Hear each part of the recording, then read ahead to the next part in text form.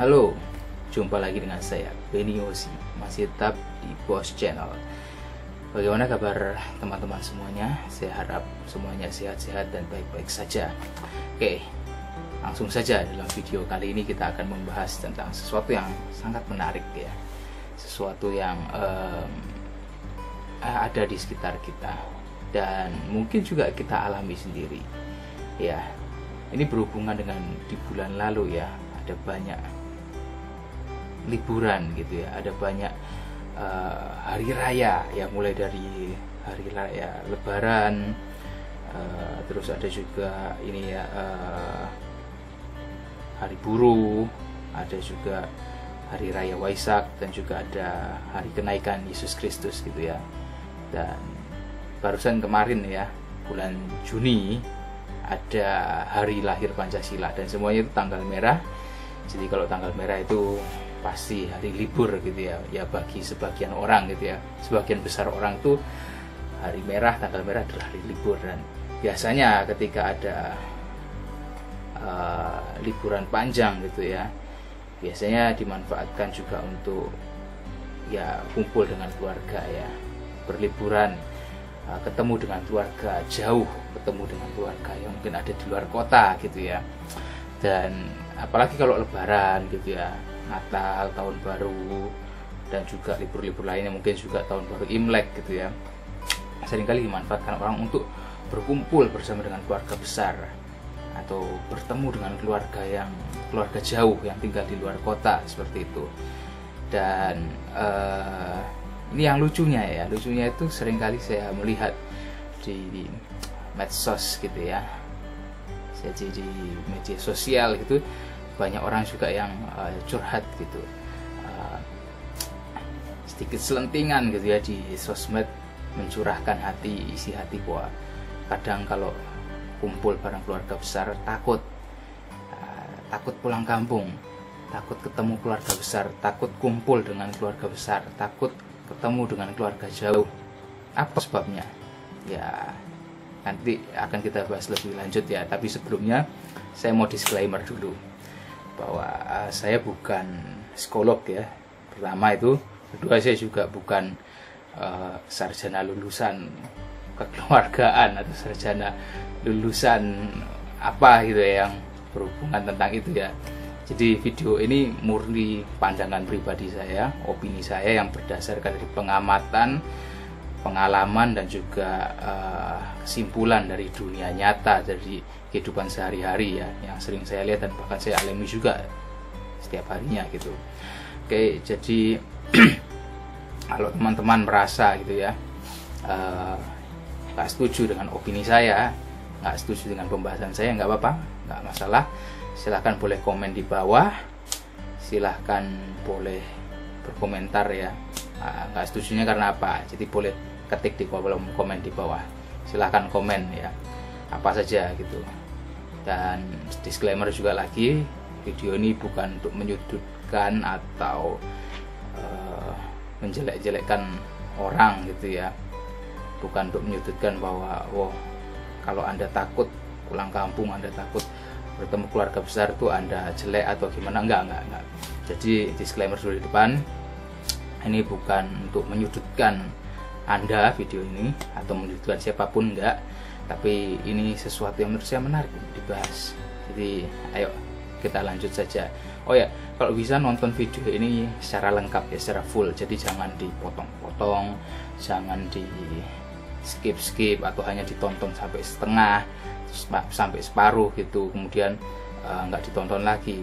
Jangan, karena itu khawatirnya akan menimbulkan mispersepsi ya, jadi akan timbul persepsi yang salah karena nonton cuma separuh-separuh, nonton cuma setengah-setengah. Jadi kalau bisa tonton full seluruhnya dari awal sampai akhir, jangan di skip atau dipotong karena berpotensi menciptakan miskomunikasi atau mispersepsi juga ya gitu. Oke, mari kita lanjut. Kenapa sih saya kok tertarik untuk membahas topik ini ya? Karena saya cukup tergelitik ya ketika membaca di sosmed itu, banyak teman-teman yang curhat gitu ya, wah takut nih pulang kampung ketika setiap kali ada liburan, entah itu liburan Lebaran atau Idul Fitri, atau liburan Natal Tahun Baru, atau liburan Tahun Baru Imlek, dan liburan-liburan lain yang mengharuskan mereka untuk beracara bertemu keluarga besar atau bertemu keluarga jauh di luar kota, seringkali banyak yang curhat bahwa mereka berkata, wah takut nih ketemu keluarga besar. Takutnya karena apa?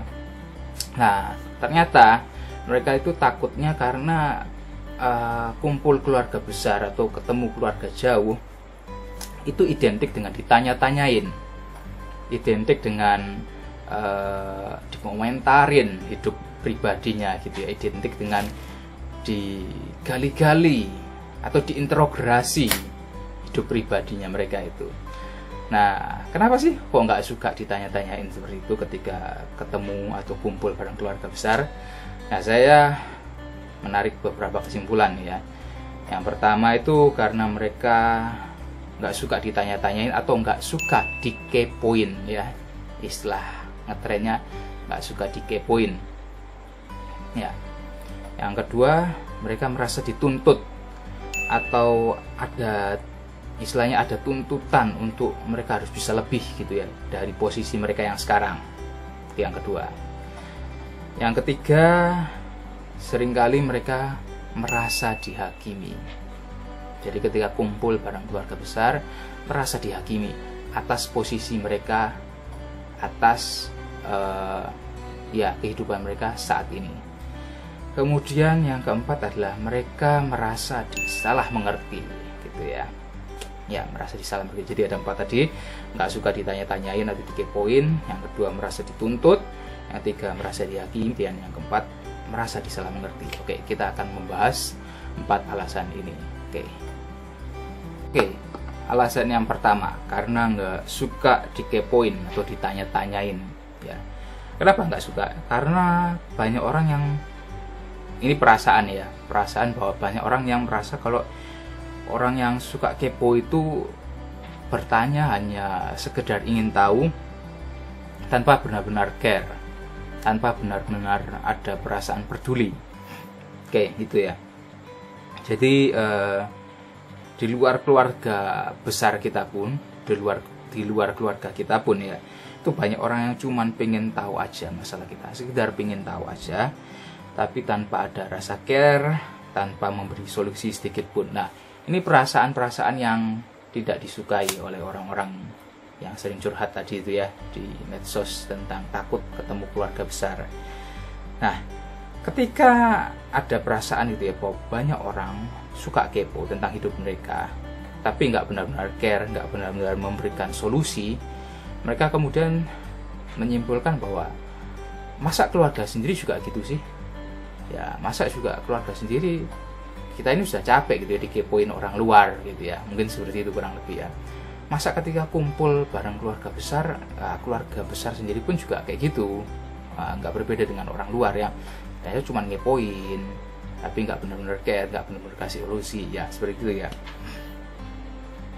Nah, kalau menurut pendapat saya ya,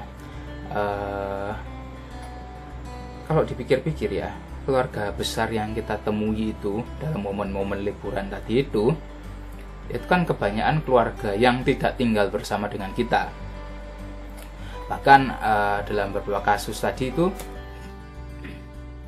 ketika ketemu dengan keluarga besar apalagi yang di luar kota, di kota yang berbeda tinggalnya, mereka tinggal jauh dengan kita, bukan hanya nggak serumah tapi juga tidak sekota, bahkan mungkin juga ada yang bisa jadi tidak satu pulau atau bahkan tidak satu negara, bisa juga kan ya.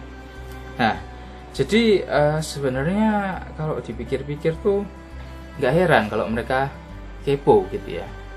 Nah, karena kepo sebenarnya kan juga ingin tahu gitu. Jadi mereka tuh kepingin tahu bagaimana kabar kita selama ini, karena sudah lama nggak ketemu gitu ya. Jadi menurut saya sih itu hak mereka sebenarnya untuk kepo gitu ya, hak mereka untuk pingin tahu gitu. Nah, itu pendapat saya. Karena ya namanya orang nggak ketemu ya lama gitu, pasti kan ada penasaran gitu loh. Nah, sekarang perkembangannya orang ini seperti bagaimana gitu ya.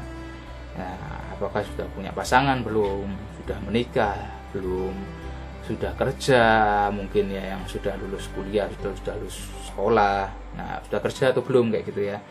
Nah, kalaupun sudah kerja, kerjanya apa gitu ya.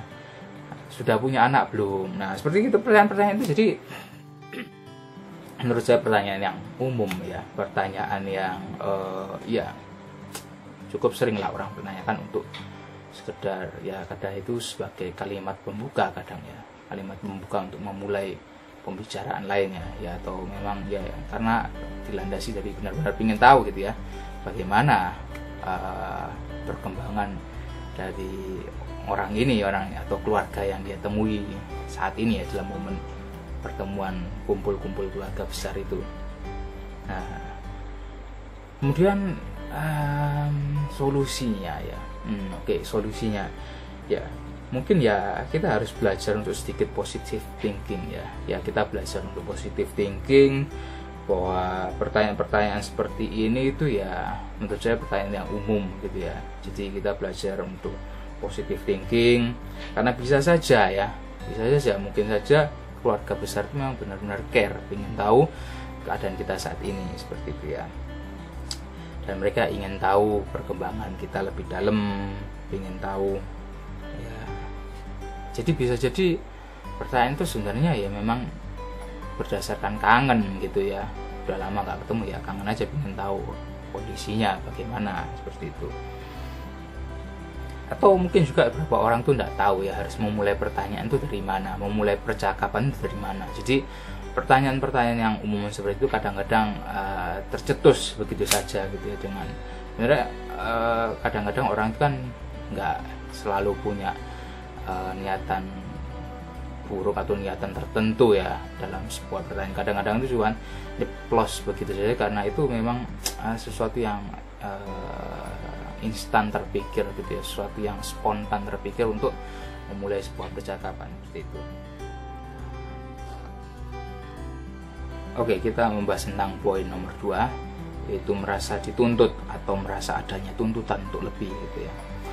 Jadi kadang-kadang mungkin ya yang membuat kita takut untuk ketemu keluarga besar itu adalah pertanyaan-pertanyaan tadi itu, seperti kapan menikah, kapan punya anak, kapan kerja, kalau sudah kerja gajinya berapa, kalaupun sudah kerja jabatannya apa ya, kalaupun sudah kerja mungkin kapan bisa mandiri, benar-benar mandiri, yaitu mungkin punya usaha sendiri, berentrepreneur, menjadi pengusaha seperti itu ya.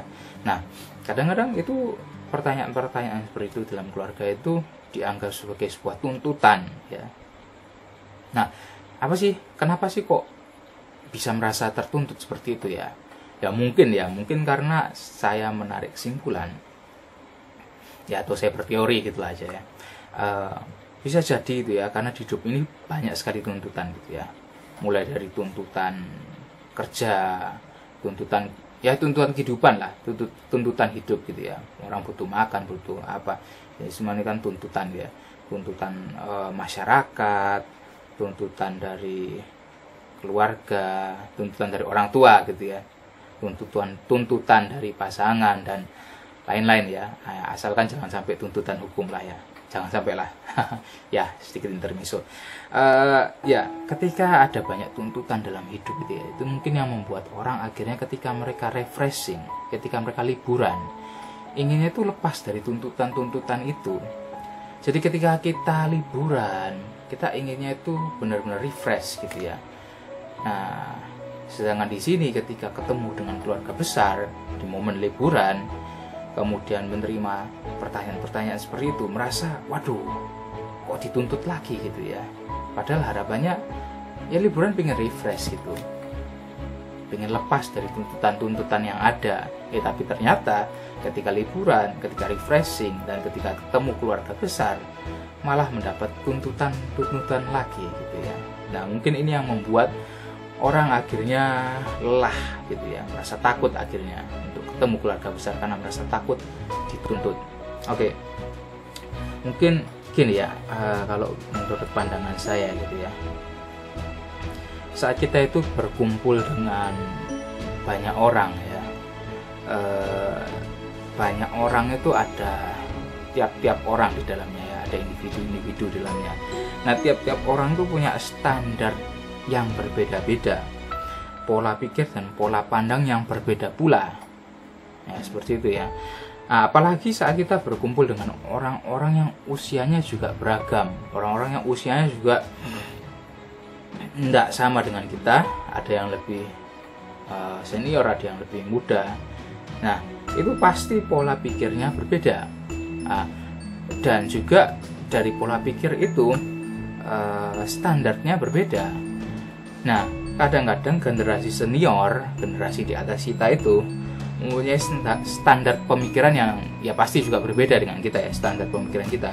Terkadang standar kebahagiaan atau standar kesuksesan atau standar kemapanan bagi generasi di atas kita, bagi generasi yang berbeda dengan kita itu bisa berbeda jauh. Nah, mungkin bagi generasi senior, standar kemapanan atau kehidupan yang stabil itu adalah memiliki pekerjaan tertentu, menikah pada usia tertentu, atau punya penghasilan dengan jumlah rupiah tertentu. Nah, seperti itu ya. Jadi nggak heran kalau mereka itu akhirnya bertanya tentang kehidupan kita ya, tentang pekerjaan, tentang pasangan, tentang usaha, dan tentang hal-hal lain. Karena mungkin bagi mereka itu juga menentukan ini ya, kamu sekarang nggak sih, sudah cukup mapan nggak sih ya, kayak mungkin juga maksudnya bukan ini ya, bukan kayak kalau belum mapan lu nggak gimana ya, mungkin bisa jadi tujuan mereka menanyakan itu ya mungkin dalam ada sesuatu juga kecemasan gitu mungkin ya karena kan udah lama nggak ketemu ya. Nah, seperti itu. Nah, kalau solusinya menurut saya, kita harus belajar memahami ya bahwa generasi senior itu lahir dan besar pada zaman latar belakang situasi dan kondisi yang berbeda dengan zaman sekarang. Bisa jadi zaman mereka itu lebih susah, zaman mereka itu lebih keras, lebih susah gitu ya, lebih gimana ya ngomongnya, mungkin zaman mereka itu lebih ini ya, butuh sesuatu effort yang lebih besar, membutuhkan lebih tidak nyaman gitu ya pada zaman mereka, sehingga nggak heran gitu akhirnya mereka istilahnya cukup mencemaskan gitu ya generasi di bawahnya. Apakah dengan kondisi sekarang ini orang barangkali tidak memberikan effort, tidak memberikan usaha yang cukup besar untuk bisa maju gitu ya, karena mungkin dalam pemikiran mereka tertanam bahwa ya zaman mereka itu harus effortnya harus segini loh lah, seperti itu. Nah, ya karena juga mereka seperti itu ya, kembali tadi ke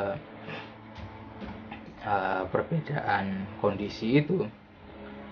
Jadi mereka karena sudah lahir lebih dahulu dari kita ya, menjalani hidup lebih lama dari kita, mereka kadang sudah mengalami pengalaman yang belum pernah kita alami. Mungkin ada perasaan dari mereka untuk membagikan nilai-nilai. Nah, nilai-nilai yang tadi itu ya, yang sudah mereka alami pada zamannya mereka itu ingin mereka bagikan pada kita. Nah, seperti itu. Mungkin dari mereka ada yang menikah dengan usia yang nggak lagi muda gitu ya, waktu zamannya mereka. Atau mereka mungkin pernah mengalami pengalaman bekerja pada perusahaan yang memberikan gaji atau upah yang nggak sesuai bagi mereka. Atau mungkin juga mereka mengalami pengalaman berhenti kerja lalu mencoba memulai usaha sendiri.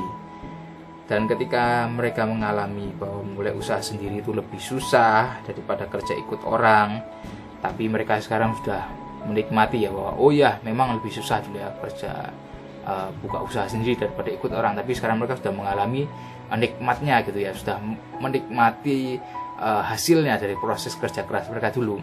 Jadi itu mungkin yang mereka mau bagikan pada kita gitu ya. Nah, mungkin seperti itu. Jadi bisa jadi ya pertanyaan-pertanyaan itu mereka lontarkan sebenarnya bukan maksudnya mau menuntut, tapi agar jangan sampai gitu ya, mereka itu mau berbagi, jangan sampai kamu mengalami kesalahan yang dulu pernah mereka alami gitu ya. Wah, mungkin mau berbagi seperti itu, atau mungkin mau berbagi juga bahwa kalau kamu nggak mengikuti gitu ya kerja keras seperti yang dulu mereka kerjakan, kamu nanti juga akan kesulitan ke depannya. Mungkin itu yang mau ditekankan seperti itu ya. Jadi mari kita belajar ya, kita rubah mindset kita. Jangan kita lihatnya sebagai sebuah tuntutan gitu ya. Anggap saja ini sebagai sekedar sebagai sebuah ujangan gitu ya. Ujangan dari generasi senior, dari generasi yang terdahulu, agar kita siap dengan hal-hal yang belum pernah kita alami, atau agar kita nggak telat timing gitu ya. Mungkin ya niatnya mereka dulu pernah merasa, oh saya ini telat timingnya nih, telat memulai membuka usaha sendiri, telat mungkin ya anggapan mereka telat menikah atau telat bekerja seperti itu ya. Dan mungkin mereka harapkan jangan sampai kamu mengulangi kesalahan yang pernah saya buat, atau saya mau membagikan nilai ke kamu bahwa menurut saya nilai ini dulu sudah saya alami, sudah saya jalani, dan saya bisa berhasil dari nilai-nilai ini. Nah, ini yang mau saya bagikan ke kamu. Mungkin seperti itu yang diharapkan oleh mereka, seperti itu ya. Nah, bisa juga ya kita lihat ujangan-ujangan ini kita anggap sebagai bentuk alarm gitu ya, sebagai sebuah reminder ya, alarm atau reminder ya, agar jangan sampai kita terlena dalam kondisi kita saat ini ya. Mungkin saat ini kondisi kita seperti apa dan kita merasa itu sudah nyaman bagi kita, sudah nyaman bagi saya gitu ya.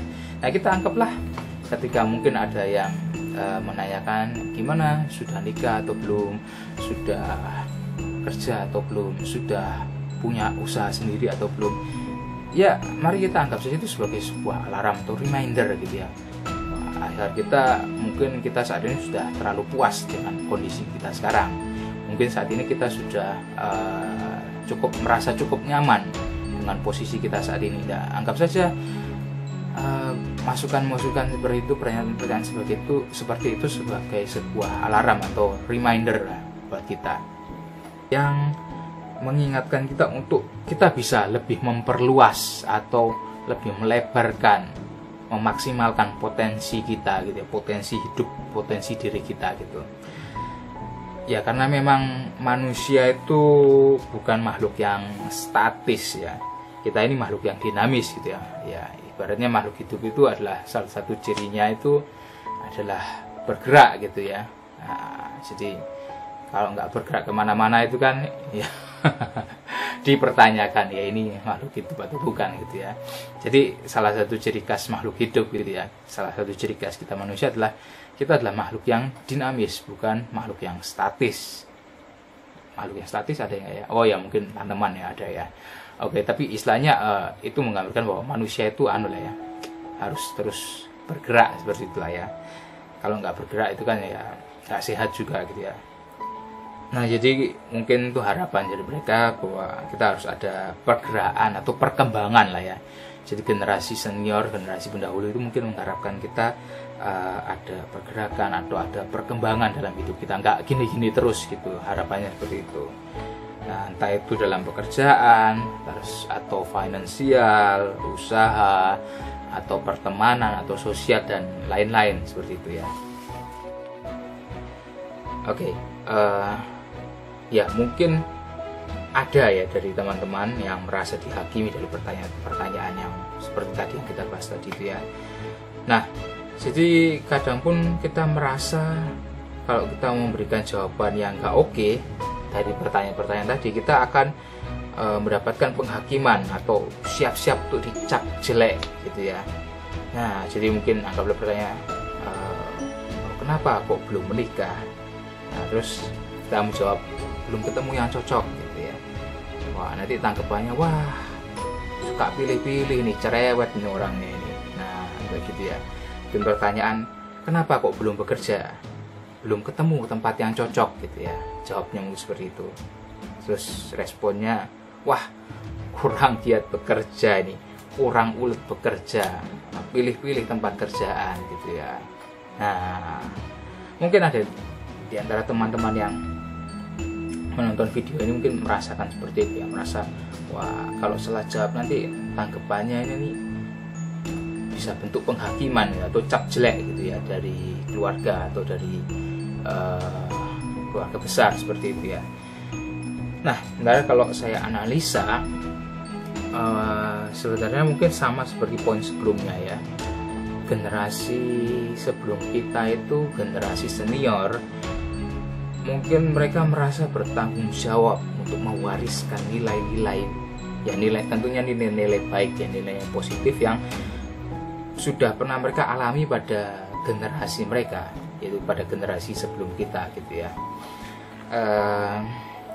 Ini semacam merasa untuk keharusan gitu ya, untuk bertanggung jawab, jangan sampai generasi di bawah mereka sampai salah jalan, jangan sampai atau tersesat seperti itu ya. Jadi ini semacam perasaan bahwa mereka harus ikut andil gitu ya, jangan sampai generasi di bawah mereka, generasi setelah mereka mengalami yang namanya salah jalan atau tersesat seperti itu ya. Nah, jadi nggak heran akhirnya pemahaman nilai itu yang sebenarnya mau disampaikan gitu ya lewat pertanyaan-pertanyaan tadi itu ya. Tapi mungkin kita yang nggak siap dengan pertanyaan ini, sehingga dan juga timingnya kurang tepat pertanyaan ini, akhirnya kita jadi menangkapnya dengan berbeda seperti itu ya. Karena kita mungkin di timing dimana kita ingin santai gitu, ingin refreshing. Nah, dikasih pertanyaan seperti itu ya, pertanyaan serius-serius seperti itu, kita nggak siap menjawabnya gitu ya. Dan ketika kita tidak siap menjawabnya, mungkin mendapatkan respon yang buruk atau respon yang ya yang mungkin terkesan seperti menghakimi, itu akhirnya kita menangkap dengan berbeda seperti itu ya. Oke, kalau solusinya ya mungkin solusinya kita harus belajar jangan terlalu diambil hati gitu ya. Kalau terlalu diambil hati, akhirnya memang akan merasa seperti dihakimi ya, seperti itu. Jadi nggak perlu diambil hati, nggak perlu dijadikan bahan perdebatan juga ya, cukup jelaskan saja apa yang sudah menjadi usaha teman-teman, apa yang sudah menjadi usaha kita semua saat ini, yang sudah kita lakukan untuk bisa mencapai hal-hal yang dipertanyakan tadi itu, hal-hal yang ditanyakan itu. Jelaskan saja kalau memang teman-teman sudah melakukan ya, sudah berusaha untuk mencapai itu ya. Mungkin pertanyaan tadi seperti apakah sudah punya pasangan, apakah sudah punya pekerjaan, apakah sudah punya usaha sendiri. Ya jawab saja, jelaskan saja bahwa teman-teman sudah melakukan ini dan ini, sudah melakukan usaha-usaha teman-teman ya. Kalau memang teman-teman sudah berusaha ya, tapi kalau belum berusaha ya jangan dibuat-buat gitu ya. Ya, tapi kalau teman-teman sudah berusaha untuk mencapai itu semua yang ditanyakan tadi, ya jawab saja, jelaskan saja bahwa teman-teman sudah melakukan ini dan ini gitu ya. Jelaskan semua dan katakan bahwa sisanya ya Tuhan yang berkehendak ya, Tuhan yang berkehendak, Tuhan yang punya ketetapan gitu ya.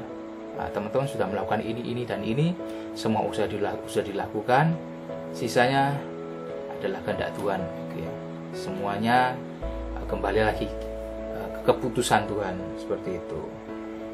Nah, itu menurut saya tentang poin ketiga, tentang poin merasa dihakimi ini ya. Oke, mungkin kita bisa lanjut masuk ke poin keempat. Oke, kita akan bahas poin keempat, yaitu tentang poin merasa disalah mengerti ya. Oke, jadi ya memang perasaan disalah mengerti ini memang perasaan yang sangat tidak enak ya. Perasaan yang merasa mengganjal gitu ya, mengganjal di dada gitu ya. Mana kita merasa kita nggak gitu ya, tapi orang lain menganggap kita begitu. Kita begini tapi orang lain menganggapnya begini, begitu. Oke, kadang itu ketika kita mau mengungkapkan gitu ya apa yang ada rasa nggak enak itu, bahwa kita tadi merasa salah mengerti, salah pahami gitu ya. Kita mau menjelaskan tapi kita takutnya ketika kita nanti menjelaskan, kita juga semakin salah dimengerti gitu ya. Sudah salah mengerti, mau menjelaskan, tambah lagi double salah mengertinya, salah pemahamannya gitu ya. Karena takutnya kita kalau kita mengungkapkan gitu ya, kita nggak gini, nanti takutnya dianggap nih, wah ini hanya sekedar pembelaan diri atau sekedar penyangkalan gitu ya. Nah, seperti itu ya. Memang perasaan salah mengerti ini sangat gak enak gitu ya. Kalau menurut saya, analisa saya ya, perasaan disalah mengerti ini memang bisa dialami oleh siapa saja. Saya bisa mengalami, teman-teman bisa mengalami, siapa saja bisa mengalami gitu ya. Apalagi dalam kondisi di mana kita nggak ada yang membela gitu ya. Jadi kita sudah disalahpahami, salah mengerti, tapi nggak ada yang bela kita gitu ya. Nggak ada orang yang support kita untuk membantu menyangkal gitu ya. Wah, penyangkalan lagi tuh akhirnya ya. Bukan penyangkalan, maksudnya ya pembelaan gitu ya. Nggak ada orang yang bela kita gitu ya. Wah, kita sendirian nih menjawab semua tuduhan-tuduhan itu tadi ya, tuduhan-tuduhan ya. Saya kasih tanda kutip karena kita dalam konteks ngomong bersama dengan keluarga besar gitu ya. Nah, bisa jadi ya, itu sebenarnya hanya perasaan kita saja. Jadi itu perasaan yang sepihak yang kita rasakan ketika kita dalam kondisi pressure, dalam kondisi tekanan gitu ya. Atau memang benar orang lain yang salah paham dengan kita. Ya, jadi bisa dua kemungkinan ya. Memang dianya yang salah paham, orang lain yang salah paham pada kita, atau bisa juga itu hanya perasaan kita sendiri. Kita dalam kondisi tertekan gitu ya. Kita merasa pertanyaan itu atau omongan orang itu sebagai bentuk disalah mengerti, bentuk kesalah mengertian orang lain pada kita. Nah, seperti itu ya.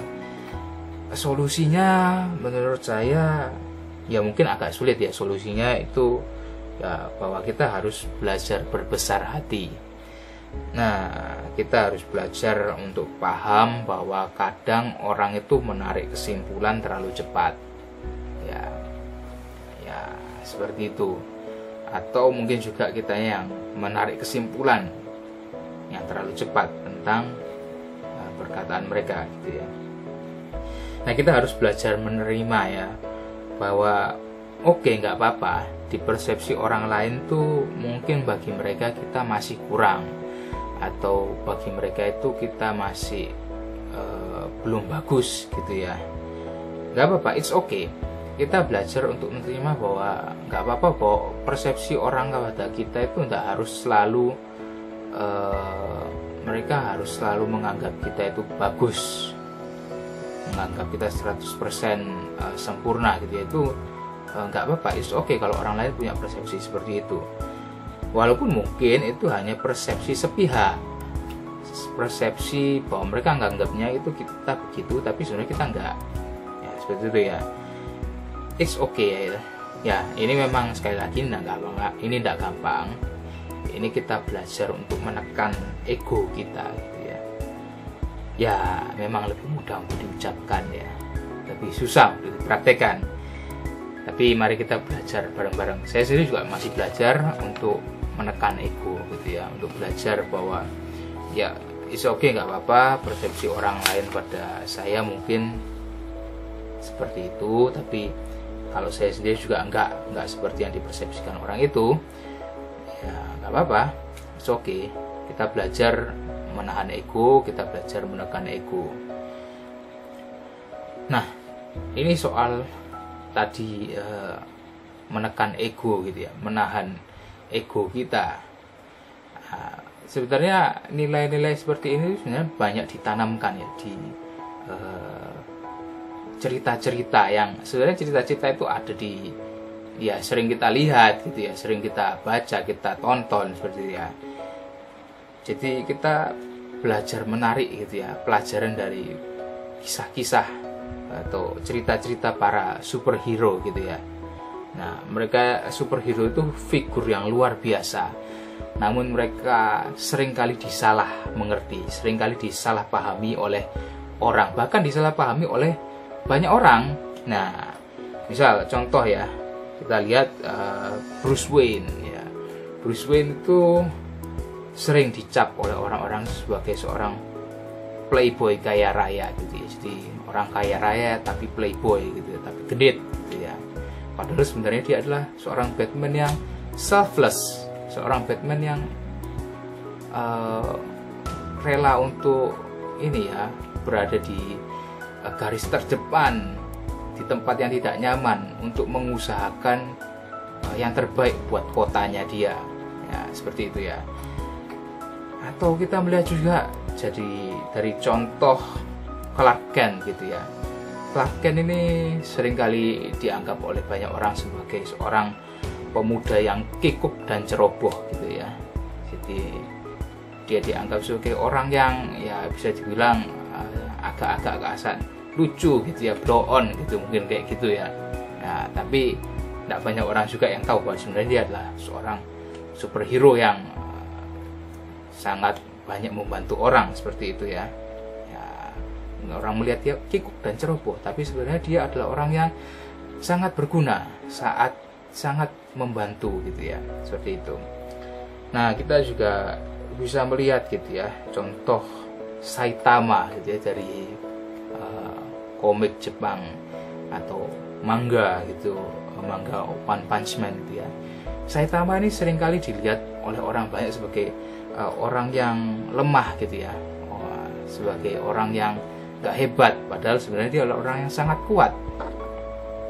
Atau kita juga melihat contoh dari Spider-Man gitu ya, Spider-Man yang sering di framing gitu ya oleh media, sering di framing sebagai pembuat onar gitu ya.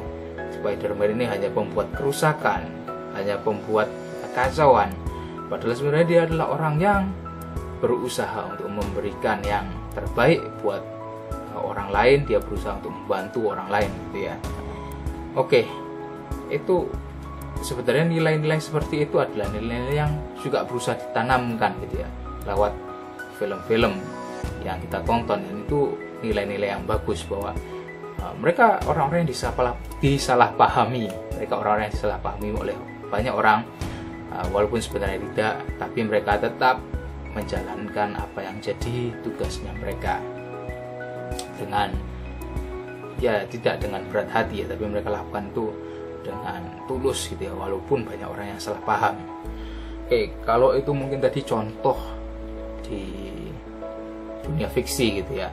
Ada juga sebenarnya contoh-contoh di dunia nyata gitu ya, tentang orang-orang yang disalahpahami akan posisi mereka, akan kondisi mereka.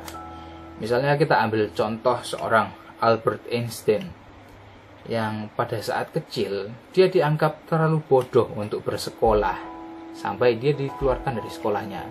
Padahal kita semua tahu Albert Einstein adalah orang yang sangat jenius. Nah, seperti itu ya. Kemudian kita juga bisa melihat contoh dari Colonel Sanders. Colonel Sanders ini pernah membuat resep ya, resep dari sebuah ayam goreng yang dia coba tawarkan ke ribuan restoran, tapi ditolak oleh ribuan restoran juga. Dianggap itu bukan resep yang bisa laku gitu ya, tapi dia membuktikan gitu ya, bahwa sekarang KFC menjadi restoran ayam goreng yang sangat terkenal ya. Nah, seorang Colonel Sanders juga pernah disalahpahami oleh ribuan restoran. Kita juga melihat ada J.K. Rowling ya, J.K. Rowling yang naskah novelnya ditolak belasan kali oleh para penerbit ya, dianggap bukan naskah novel yang cukup penjual, yang bisa laku. Tapi dia membuktikan pada akhirnya novelnya menjadi bestseller dan diangkat menjadi banyak film gitu ya, menjadi film yang laris juga. Jadi bukunya laris, filmnya juga laris. Dan kita juga belajar dari seorang Stephen King. Stephen King ini pernah ditolak oleh puluhan penerbit, disalahpahami juga berarti oleh para penerbit ini ya, bahwa dia tulisannya nggak bagus. Tapi pada akhirnya seorang Stephen King, sekarang dikenal sebagai seorang rajanya penulis novel horor gitu ya, penulis horor nomor 1 di dunia. Oke, itu contoh-contoh dari dunia nyata ya. Mungkin banyak orang yang menyalahpahami Anda pada saat ini, tapi percayalah, pada suatu saat nanti ketika Anda sudah memberikan usaha Anda yang terbaik, suatu hari pasti orang akan lihat hasilnya, begitu ya. Jadi jangan sampai kita terlalu ambil hati sehingga kita sakit hati ya dari perkataan-perkataan itu. Nah, tapi kita berikan sesuatu yang terbaik ya, usaha kita yang terbaik. Mungkin kita tidak akan sampai seperti kisah orang-orang terkenal tadi gitu ya. Ya mungkin bisa ya, mungkin bisa juga, tapi mungkin sebagian dari kita mungkin tidak akan sewah gitu orang-orang terkenal tadi gitu ya. Nah, tapi pada suatu saat nanti pasti orang akan bisa melihat kok bahwa setidaknya at least tuh kita berkembang. Ya ini bukannya mau menyurutkan semangat Anda gitu ya, tapi walaupun mungkin pada akhirnya nanti kita tidak sebuah orang-orang itu tadi, contoh-contoh orang-orang terkenal tadi itu, tapi at least pada akhirnya orang akan bisa melihat bahwa kita sudah berkembang dari diri kita yang kemarin, dari diri kita yang sebelumnya. Dan itu saya percaya kita semua akan mengalami itu saat kita sudah berusaha memberikan yang terbaik dari apa yang kita bisa. Nah, mungkin pada saat itu ketika kita sudah terlihat perkembangan kita, orang yang tadi menyalahpahami kita mungkin suatu saat akan berkata, wah, kok kira cupu, ternyata suhu. Ya, oke, seperti itu. Kok jadi akhirnya mirip ya, mirip seperti kalimat-kalimat motivator gitu ya. Kalimat-kalimat motivasi. Padahal sebenarnya bukan video motivasi, ini video opini ini sebenarnya, video tentang pandangan pribadi ini sebenarnya. Tapi ya nggak apa-apa lah kalau ya sebenarnya ini bukan mau jadi motivator atau gimana, tapi ya kita sedang membahas sebuah topik ya, tapi it's okay lah kalau misalnya ini juga memotivasi pada akhirnya ya, it's okay lah. Oke, sekarang kita masuk ke poin kesimpulan. Nah, kesimpulan dari saya, momen kumpul-kumpul dengan keluarga pasti akan ada banyak obrolan. Dan dari obrolan-obrolan tersebut memang bisa aja ada pertanyaan atau perkataan yang berpotensi membuat kita terluka, membuat teman-teman terluka, atau merasa tersinggung seperti itu ya, atau merasa sakit hati. Nah, cuman kita harus belajar untuk memahami bahwa yang namanya komunikasi akan selalu punya potensi untuk menghasilkan miskomunikasi ya. Jadi yang namanya komunikasi akan selalu punya potensi untuk menghasilkan miskomunikasi. Ya, karena itu kita harus banyak-banyak belajar untuk tidak langsung merespon komunikasi tersebut dengan perasaan yang terlalu dalam. Ya. Jadi kita harus belajar untuk positive thinking, bahwa mungkin yang bertanya-tanya ini memang benar-benar peduli dengan kita. Nah, kita juga harus belajar bahwa yang namanya generasi senior selalu ingin ada nilai-nilai yang diturunkan pada kita. Kita belajar untuk tidak langsung berburuk sangka dari setiap perkataan orang. Apalagi kalau sampai kita jadi takut untuk kumpul bersama dengan keluarga besar ya. Jangan sampai. Justru selama keluarga kita masih ada, selama keluarga besar kita masih ada, kita harus terus membina komunikasi, harus terus jaga hubungan ya, jangan sampai dilewatkan. Karena ya mumpung ya kita masih bisa bertemu dengan keluarga, karena kita nggak akan selamanya bisa ketemu dengan keluarga kita atau dengan keluarga besar kita. Jadi selama mereka masih ada, mari kita manfaatkan itu untuk sebagai momen bertemu dan berkumpul dengan mereka. Nah, apalagi kita juga nggak tahu ya, mungkin dari kita kumpul bersama dengan keluarga besar, kita akan membuka koneksi-koneksi yang lebih luas lagi yang sebelumnya kita tidak pernah pikirkan atau kita tidak akan pernah duga gitu ya. Mungkin bisa saja di keluarga besar itu kita akan dikenalkan dengan orang lain yang mungkin sedang cari rekan bisnis, bisa, atau kita mungkin dikenalkan dengan kenalan dari keluarga besar kita dengan orang yang mungkin sedang cari karyawan. Mungkin ya saat itu kita butuh pekerjaan. Nah, dikenalkan oleh keluarga besar dengan orang yang mungkin punya usaha yang sedang mencari karyawan, bisa saja ya. Atau mungkin bisa juga teman-teman ya, yang masih single gitu ya, ketika ketemu dengan keluarga besar, mungkin saja mereka memang ternyata bisa mengenalkan dengan orang lain yang juga masih single. Dikenalkan dengan Anda. Bisa saja. Semuanya itu mungkin saja terjadi ketika kita berkumpul gitu ya. Ketika kita ketemu dengan keluarga besar kita, bisa saja ada potensi-potensi peluang yang lebih besar yang terbuka ketika kita ngobrol dengan keluarga besar kita. Ketika kita ketemu dengan mereka gitu ya. Jadi